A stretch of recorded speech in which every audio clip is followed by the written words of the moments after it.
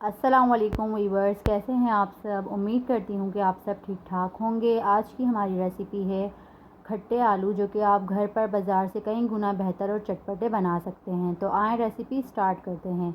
मैंने कढ़ाई ली जिसमें मैंने 2 खाने के चम्मच कुकिंग ऑयल अच्छी तरह से गर्म कर लिया और फिर इसमें साथ ही कड़ी पत्ता, आधा चाय का चम्मच ज़ीरा, राई और कलौंजी इसमें ऐड कर दी और इसे मैंने हल्का ब्राउन होने तक 1 मिनट तक पका लिया। और फिर साथ ही मैंने इसमें तमाम स्पाइसेस जो कि मैंने लिस्ट में मेंशन किए हैं, लाल पिसी मिर्च, कुटी मिर्च, चाट मसाला, नमक, हल्दी और जर्दे का रंग इसमें ऐड कर दिया। और फिर मैंने साथ ही इसमें इमली का गूदा भी ऐड कर दिया।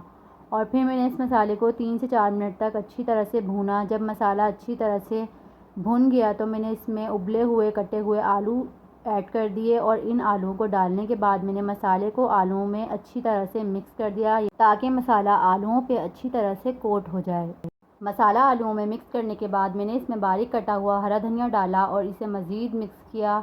आप जैसे जैसे इसकी मिक्सिंग करते जाएंगे तो आलूओं पर मसाले की कोटिंग ज़्यादा होती जाएगी और आलू में मसाला अच्छी तरह से मिक्स करने के बाद आपने इसकी अच्छी तरह से दोबारा 4 से 5 मिनट तक भुनाई करनी है और भुनाई के बाद आपके आलू तैयार हैं। अब आप देख सकते हैं कि मैंने आलूओं को प्लेट में डिश आउट कर लिया है और आप इसका फ़ाइनल लुक देख सकते हैं कि कितना चटपटा, मज़ेदार और मसालेदार लग रहा है। आप ये रेसिपी ज़रूर ट्राई करिएगा और मुझे अपना फ़ीडबैक दीजिएगा। कमेंट सेक्शन में बताइएगा कि आपको ये रेसिपी कैसी लगी। और अगर आप मेरे चैनल पर न्यू हैं तो आप मेरे चैनल को सब्सक्राइब करना ना भूलें और बेल आइकन लाजमी दबाएँ।